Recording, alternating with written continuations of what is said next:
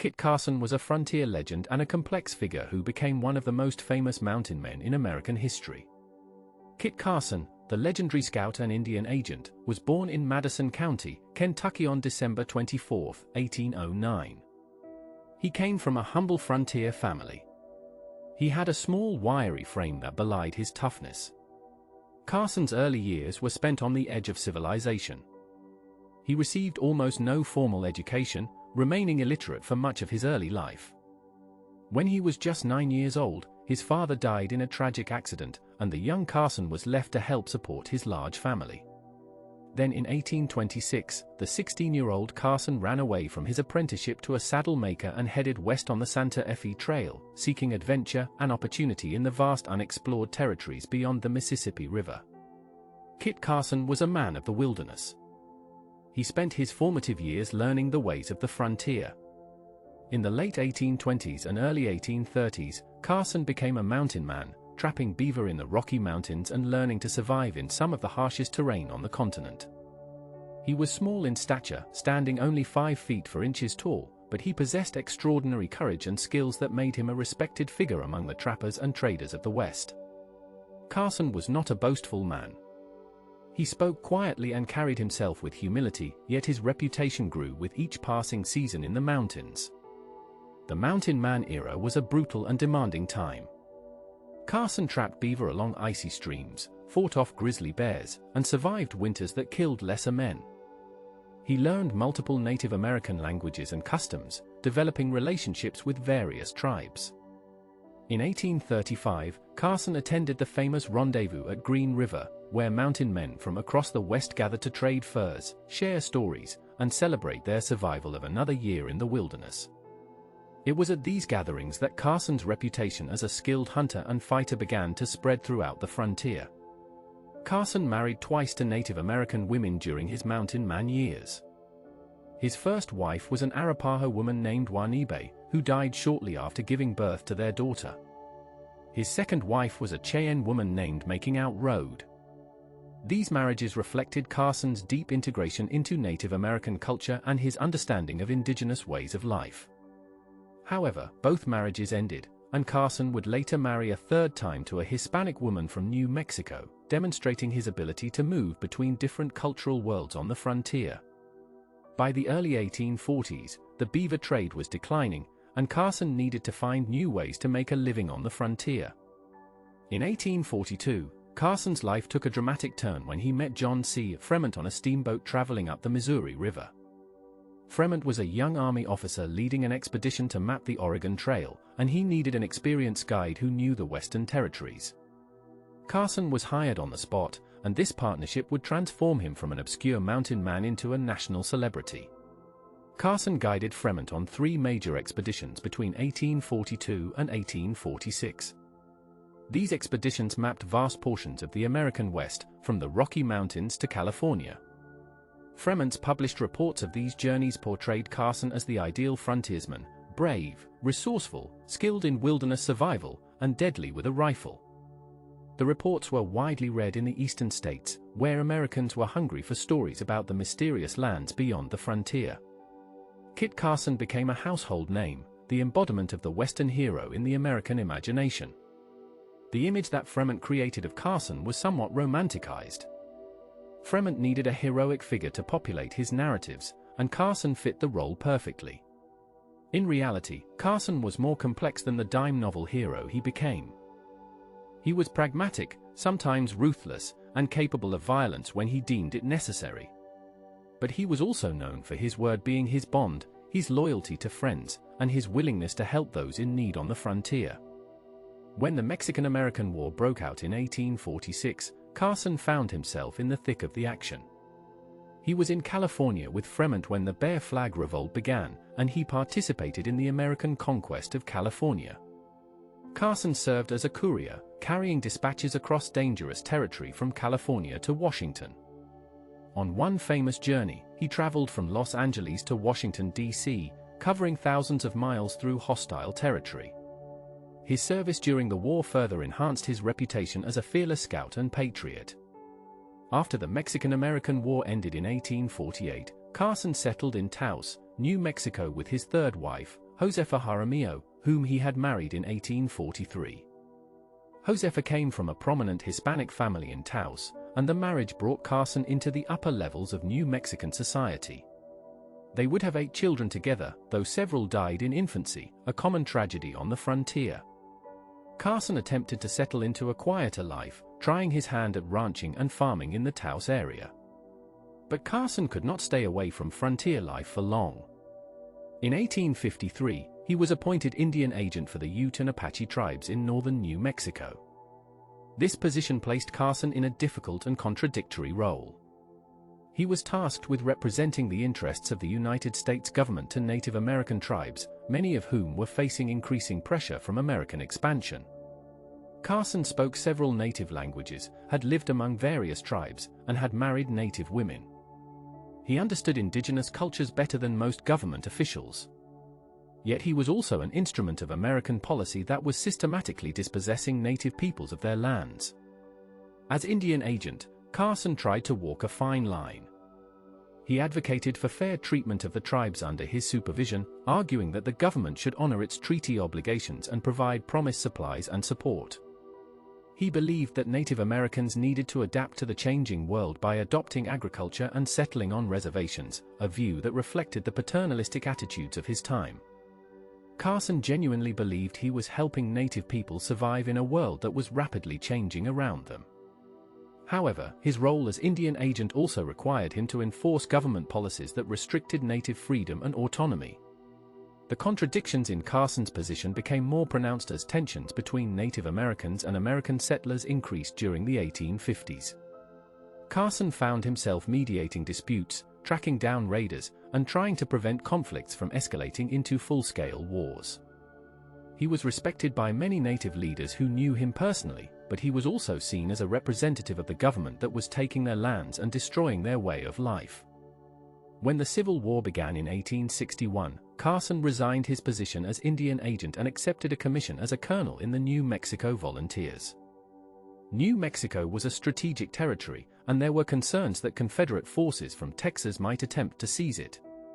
Carson organized a regiment of volunteers, mostly Hispanic New Mexicans, and prepared to defend the territory. In 1862, Carson's regiment participated in the Battle of Valverde against Confederate forces.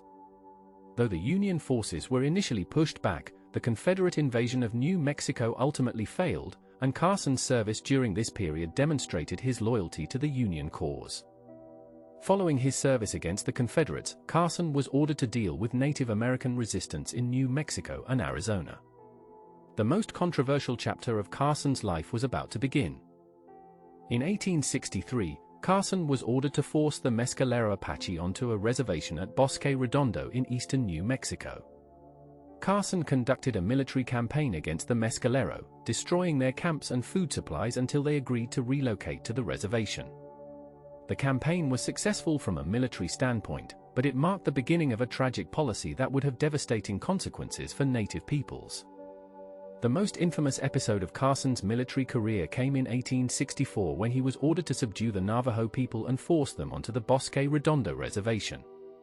The Navajo had been resisting American encroachment for years, and military officials decided that the entire tribe needed to be removed from their traditional homeland in northeastern Arizona and northwestern New Mexico. Carson was given command of the operation that would become known as the Long Walk of the Navajo. Carson's campaign against the Navajo was systematic and brutal. Rather than engaging in direct combat, Carson employed a scorched earth strategy. His troops destroyed Navajo crops, burned their homes, cut down their peach orchards, and killed their livestock. The goal was to starve the Navajo into submission by destroying their ability to survive in their homeland. The strategy worked. Facing starvation and exposure during the winter of 1863 to 1864, thousands of Navajo surrendered to American forces. In early 1864, approximately 8,000 Navajo men, women, and children were forced to walk over 300 miles from their homeland to Bosque Redondo. The journey, conducted in the middle of winter, was a death march. Hundreds died along the way from cold, hunger, and disease. Those who were too weak to continue were often left behind or shot. The survivors arrived at Bosque Redondo to find a barren reservation that could not support the population forced to live there.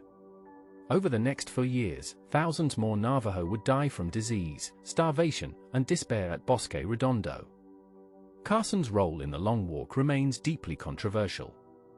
He was following orders from his superiors, particularly General James Carleton, who designed the policy of removal and concentration.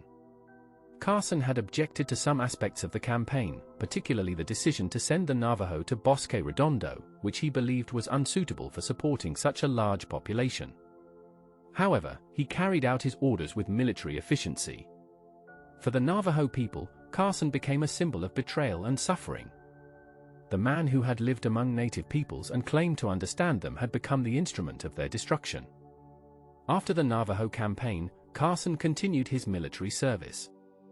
In November 1864, he led a force against a large encampment of Kiowa and Comanche at Adobe Walls in the Texas Panhandle. Carson's force of approximately 400 men encountered an estimated 3,000 to 5,000 native warriors. In the ensuing battle, Carson's troops were nearly overwhelmed, and only the use of 2 mountain howitzers allowed them to fight their way out of the engagement. It was one of the largest battles between the U.S. Army and Plains Indians, and Carson's forces suffered significant casualties before managing to retreat. The battle at Adobe Walls demonstrated that Carson was not invincible and that native peoples were capable of mounting formidable resistance when their homelands were threatened. By 1865, Carson's health was failing. Years of hard living on the frontier had taken their toll. He suffered from an aneurysm and other ailments that caused him chronic pain. He was promoted to Brevet Brigadier General in recognition of his military service, but he was ready to retire from active duty. Carson resigned his commission in 1867 and returned to his family in Colorado, where they had moved to a ranch near present-day Denver. In his final years, Carson was a living legend. Dime novels had made him one of the most famous men in America, though the stories bore little resemblance to his actual life. The fictional Kit Carson was a superhuman hero who single-handedly fought off hundreds of Indians, rescued countless damsels in distress, and never lost a fight. The real Kit Carson was a small, soft-spoken man who could barely read and who suffered from chronic health problems. He found the dime novel versions of his life amusing and embarrassing in equal measure. Carson made one final trip to Washington, D.C. in 1868, traveling east to meet with government officials about Indian policy. He was received as a hero, faked at dinners and receptions. But Carson was dying, and he knew it. He returned to Colorado, where his beloved wife Josefa died shortly after giving birth to their 8th child in April 1868. Carson was devastated by her death. He had been married to Josefa for 25 years, and she was the love of his life. On May 23, 1868, just 1 month after Josefa's death, Kit Carson died at Fort Leon, Colorado. He was only 58 years old, but he had lived several lifetimes' worth of adventure and experience. His last words were reported to be "Adios, compadre," spoken to the doctor attending him. Carson was buried next to Josefa in Taos, New Mexico, returning to the place that had been his home for much of his adult life. Kit Carson's legacy is deeply complicated. In his own time and for generations afterward, he was celebrated as a hero of Western expansion, a brave scout who helped open the frontier for American settlement. Countless books, movies, and television shows portrayed him as the ideal frontiersman, embodying courage, resourcefulness, and frontier justice. Towns, counties, and landmarks across the West were named in his honor. He became a symbol of manifest destiny and American conquest of the West. However, modern perspectives on Carson are much more critical. His role in the forced removal of the Navajo and the suffering inflicted during the Long Walk cannot be excused or ignored. For the Navajo people, Carson is not a hero but a villain, the man who destroyed their homeland and caused immeasurable suffering to their ancestors. The scorched earth tactics he employed and the death march he oversaw represent some of the darkest chapters in American history. Carson's actions were part of a broader pattern of genocide and ethnic cleansing directed against Native American peoples throughout the 19th century. The contradictions in Carson's life reflect the contradictions of the American frontier itself. He was a man who lived among native peoples, learned their languages, married native women, and claimed to respect their cultures. Yet he also participated in military campaigns that destroyed those same peoples and cultures. He was capable of great kindness and loyalty to individuals, yet he carried out policies that caused mass suffering. He was a product of his time, shaped by the attitudes and assumptions of 19th-century America, yet he was also an individual who made choices and must be held accountable for those choices. Carson's relationship with Native Americans was complex and cannot be reduced to simple categories. He had genuine friendships with individual Native people and showed respect for their skills and knowledge. He advocated for fair treatment of tribes under his supervision as Indian agent and sometimes criticized government policies he believed were unjust or impractical. Yet he also believed that Native peoples needed to abandon their traditional ways of life and assimilate into American society. He saw military force as a legitimate tool for achieving this goal, and he was willing to use brutal tactics to compel Native compliance with government demands. Some historians have argued that Carson was simply a soldier following orders and that the blame for the Long Walk and other atrocities should rest with the military and political leaders who designed these policies. There is some truth to this argument. Carson did not create the policy of removing the Navajo to Bosque Redondo, and he did express doubts about whether the plan would work. However, Carson was not a mindless instrument. He was an experienced frontiersman who understood the consequences of his actions. He chose to carry out orders that he knew would cause tremendous suffering. He bears personal responsibility for his role in these events, even as we recognize the broader context of American expansion and government policy. The debate over Carson's legacy continues today. In recent years, there have been efforts to remove his name from schools, monuments, and other public places, particularly in areas with significant Native American populations. These efforts reflect a growing recognition that the heroes of American expansion were often the villains of Native American history. At the same time, some defenders of Carson argue that he should be judged by the standards of his own time rather than modern standards, and that his positive qualities and contributions should not be entirely erased from memory. Perhaps the most accurate assessment of Kit Carson is that he was a man of his time who embodied both the best and worst qualities of the American frontier. He was brave, skilled, loyal to his friends, and capable of surviving in the harshest conditions. He was also willing to use violence to achieve his goals, participated in the dispossession of Native peoples, and carried out military campaigns that caused immense suffering. He was neither the superhero of the dime novels nor a simple villain. He was a complex human being whose life reflected the moral ambiguities and contradictions of American westward expansion. Kit Carson's story is ultimately a story about America itself. His life spanned a crucial period in American history when the nation was expanding westward, displacing indigenous peoples, and establishing control over vast new territories. Carson was both an agent and a symbol of this expansion. Understanding his life requires grappling with difficult questions about conquest, cultural destruction, and the costs of building a nation. His legacy challenges us to think critically about American history and to recognize that the stories we tell about our past are often more complicated and troubling than we might wish them to be. Kit Carson was a man who lived on the edge of civilization, navigating between different worlds and cultures, ultimately serving the interests of American expansion even as he maintained personal relationships across cultural boundaries. In death as in life, he remains a controversial and contested figure, a reminder that history is never simple and that the heroes of one people may be the villains of another.